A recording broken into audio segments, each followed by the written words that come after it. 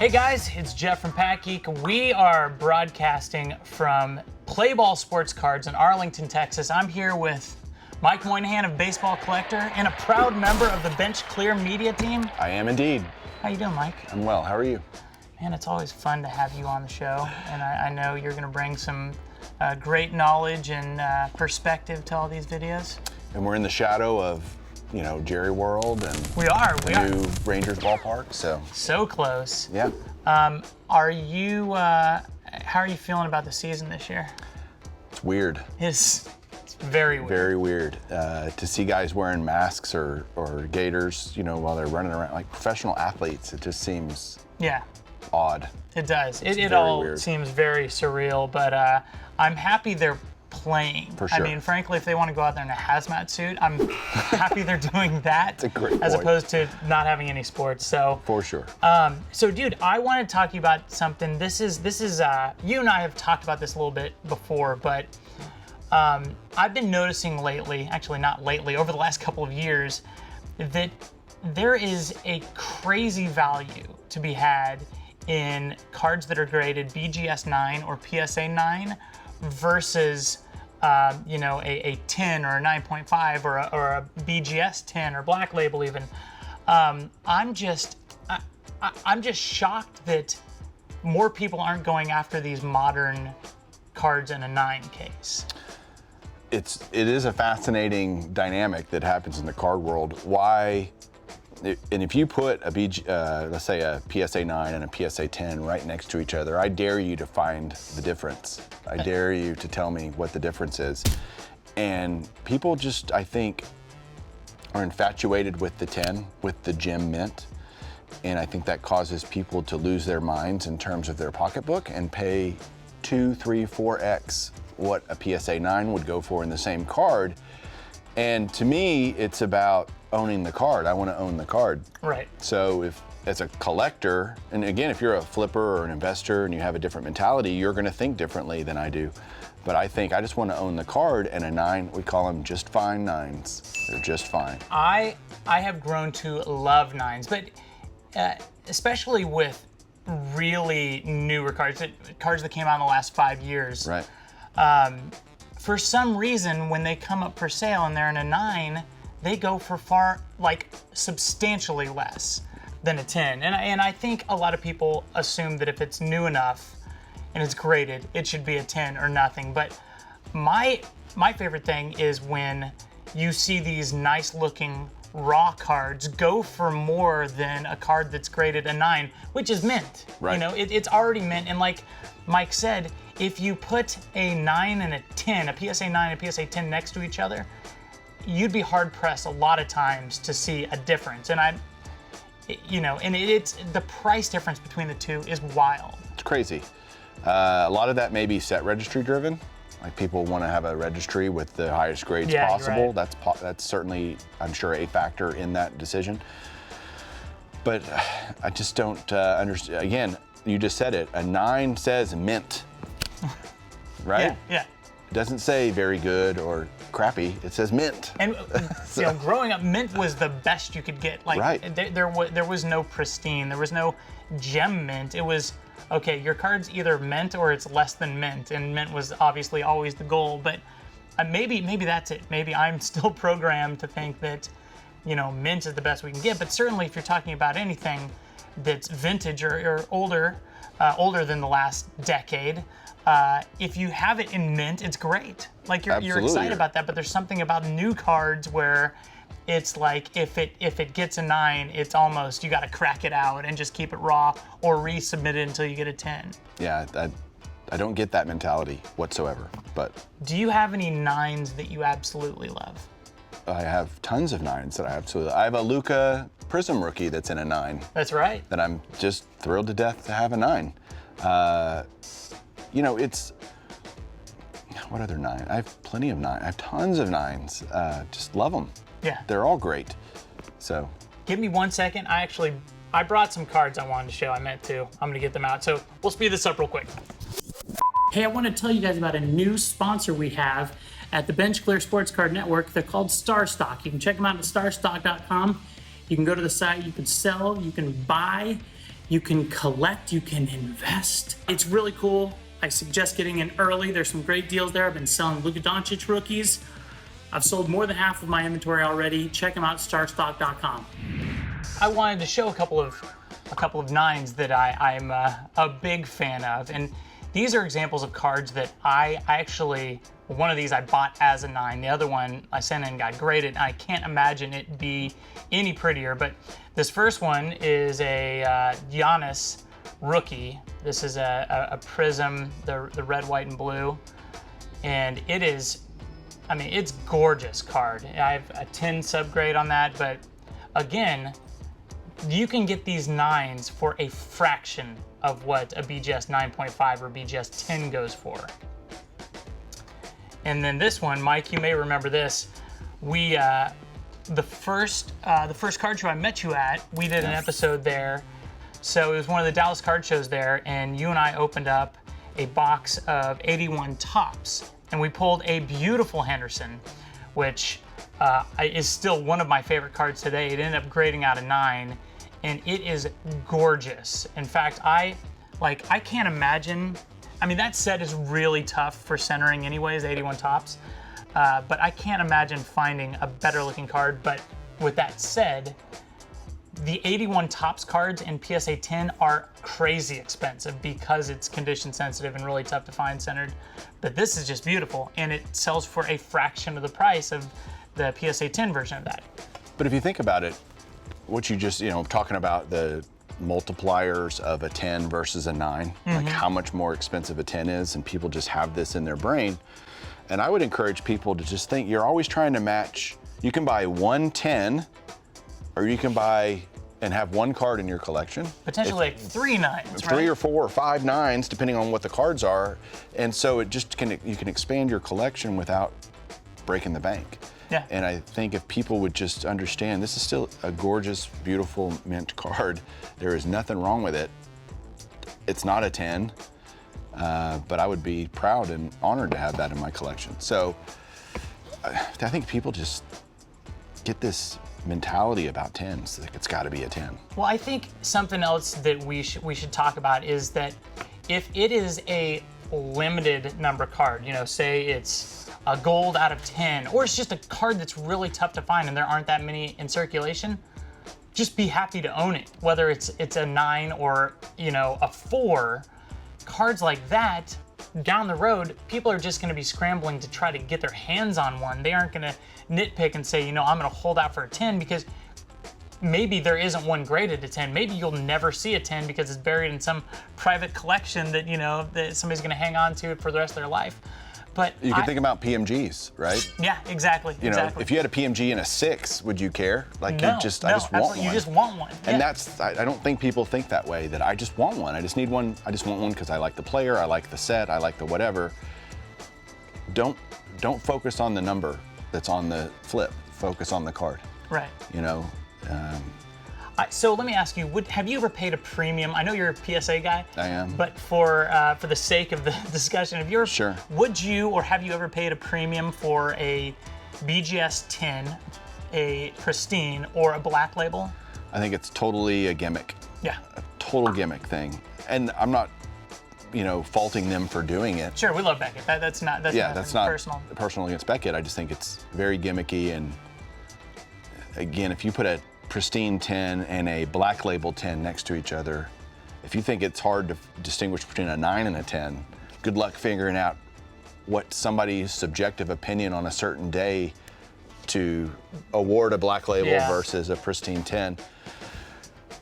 I mean, so I at one point in time, I was obsessed with trying to get a BGS 10 because they're really difficult. Like, if you've ever submitted cards to Beckett, you understand how difficult they are. And so I used to do this thing. I don't think I've ever talked about this. This was before black labels were even a thing. I used to buy a bunch of what I would consider underpriced PSA 10s of a certain rookie card that was low population for BGS 10, and I would send them like 30 PSA 10s of the card. No, not crack them out. I would send them there for a review to get a bump to a BGS 10. So I would send, again, like for example, I did 89 Topps traded King Griffey Jr. Hard card to get a 10 on. But the PSA 10s were pretty cheap at the time, and so I think I sent like 30 PSA 10s of that to Beckett to try to get a bump into, crossing them over, but only if they. And how'd that work out for you? I got like 3 BGS 10s. Okay. It worked awesome. So kind of a fun trick. It's a lot of money can go into that, but it ended up working perfect because I literally used those BGS 10s to pay for the entire lot, and that was fun. But random story there. We like telling random stories. That's what we're here for. Speaking of random, this isn't actually that random, but we got to open some packs. I have some 1989 Donruss for us to open here today, and that 89 Donruss Griffey is actually pretty low pop too. It's in a 10. In a 10, yes. It's not low pop. Period. No, there are a lot of them out there. You're right. Thank you for clarifying. There are a lot of them out there, but in a PSA 10, that's a pretty tough card. One stack each? Yeah, we're gonna open half the box and see what we can find here, man. So, as you guys know, Sorry. Can't wait to get into these. I was shuffling my deck here, getting ready to go. 89 Donruss. The big rookies from that set, we have the Griffey that everybody knows about. There's a Randy Johnson rookie in there, and then Craig Biggio's rookie card. Curt Schilling. Yeah, Curt Schilling, you're right. Thank you. Hey, okay. That's why I'm here. Good luck. Good luck. Hope you pull something awesome. I will. I'm confident. You have good luck on the show. I pulled that Ricky for you. You did, I know. Wait, did you? No. I think I pulled that one. We can go back. I'll bet they'll put a clip of that video yeah, in who here knows? to I guess see who the pulls audience it. will know. I hate to pull this on you, but did you get a look Harold at Bain? this. Got the Henderson. Oh, no way. That's some pretty good centering. Bo Jackson. Something about Bo Jackson cards, I don't care what year they are, they're all special to me. It is funny when on your show, different people opening packs at different paces. Like when I watch Hillary open packs, it's almost like she just is mesmerized by all the little things that most collectors go. She looks at stuff on the cards that like you and I would never expect. Like, oh, this guy's got a great mustache, and she, she's getting much better about opening packs though. Good. I mean, it's bound to happen. Or a good butt. He was a nice guy. He had an ample backside. What's not to like about Kirby Puckett? Guy had booty for days. Oh, that's right. Yeah, Kirby Puckett. Kirby Puckett like, might be in these packs too. My wife we're talking about here. Puzzle pieces. I think it was Warren Spahn was 89. I think you're right. Yeah. So, did you ever collect 89 Donruss? Opened the equivalent of cases of this stuff. No kidding? Yes. So in 89, if you can remember back, what was your favorite product to open? Because 89 Fleer was a big deal. Topps, and I opened a ton of 88 and 89 Score just because they had it at Sam's, and you can go, like they used to have pallets of the stuff at Sam's of all this stuff. Topps, and they'd have a pallet of Topps and a pallet of Score and a pallet of Fleer or whatever. So were you buying pallets? No, just multiple boxes every time. That's next level stuff. You can say I bought a pallet. I wish I could remember how much they cost back then. You know what? I have very fond memories about 88 Score. Obviously, it's not the most valuable product, but it's a cool looking set. It was their first set. With Score's debut, the all the crosshairs on them, and all the multiple colors. Very colorful set. I'm still waiting for a card that's actually worth showing the camera. Well, that's how. I think a Ricky Jordan not rookie. Good. I'm doing. Hey. Not even anybody with a good nickname or anything. I mean, we may have to open more of this box. Good news is we have reserves. We do. We didn't want to make it too long. But if somebody doesn't pull a Griffey rookie, we'll hit the reserves. Joe McGrain, whose daughter performed on American Idol. Is that right? That is right. Got a Sandy Alomar Jr. rated rookie.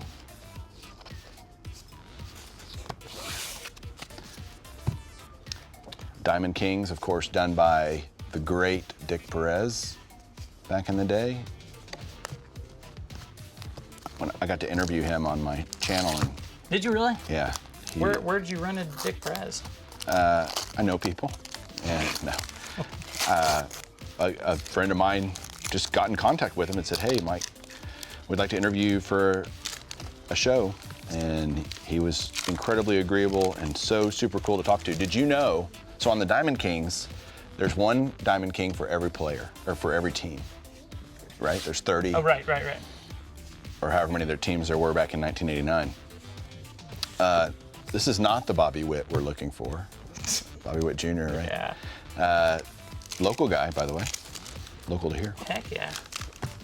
Finishing the Diamond King story, when I asked him this question, I was fascinated by the fact that they picked like Donruss had no say in who was the Diamond King for each team. He got to pick. And I'm like, wow, that's pretty cool. Because there were some perplexing choices on certain teams. Pick? Yeah. Really? And Donruss said, we don't know anything about it, you pick. We don't know who to pick. Which is, you're making baseball cards and you don't know. That's, yeah. What do you mean they said they don't know anything about it? That's what he said. Mike Maddox, brother of Greg Maddox. There's the Biggio. I think I have that in a PSA 9. Here. Ooh, Tom Gordon. And this is for Hillary. Uh-oh, Kirby. Tom Flash Gordon. Shout out Royals. So I always liked this Canseco 4040 Club. I always liked that card. I thought it was nice of them to, I guess it's a high number card, so he probably has another base. It says 4040 Club. Yay. Not an easy club to get into. Okay, Mike, we're gonna have to open more. We do. Hey, look what card I just pulled. Whoa. The Jose Canseco 4040 Club.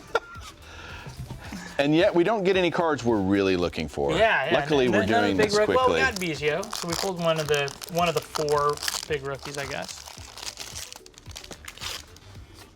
We're gonna have the whole puzzle. No, I bet. At this point, I can't use my scissors on these packs. Scissors? They're too easy to open. Future Hall of Famer Barry Bonds. Ooh, another Flash Gordon.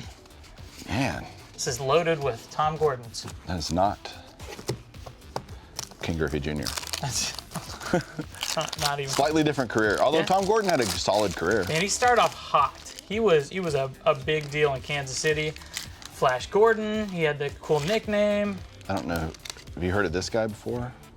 He looks like the guy in the box that we're looking for. Ken Griffey Jr. There you Dang go. it, Mike got it. Just Well, like I'm I did just the happy somebody Henderson. pulled it. Just like I did the We'll Henderson. see. We'll see. That's actually a pretty well-centered copy right there. Heck yeah. We're gonna sleeve that up. We need to. Just leave it alone. All right, Kirk, that one's for you. Are we gonna just bang out this whole box? Let's each open one more pack. All right. Since we pulled the Griffey. Yeah. Not that there couldn't be more Griffies. That's a good point. But like right here. No, just kidding. That would be like, whoa. That'd be the greatest. All right, I didn't have very much luck with this box, but I did pull a Billy Ripken. Not the 89 Billy Ripken. No, this is the other 89 Right. Billy Ripken. Hey man, Yeah. thanks for coming on. You Yeah. pulled the big card. That was fun. That was Always awesome. a good time. Guys, go ahead and plug your social media. How can they find you? So on Instagram, Baseball Collector Mike. YouTube, I'm on the Bench Clear Media Network. And come see us. Come hang out with us. All right, guys, make sure to subscribe if you haven't. It's right down here. See you later. Currently hoarding. And today's currently hoarding is Topps Gold Basketball. Because I'm a hoarder, this is my collecting habits. This is the real PackGeek collection right now. Hey guys, thanks for checking out another episode of PackGeek. Make sure to subscribe to us on YouTube and connect with us on Twitter, Facebook, and Instagram. Thanks. PackGeek.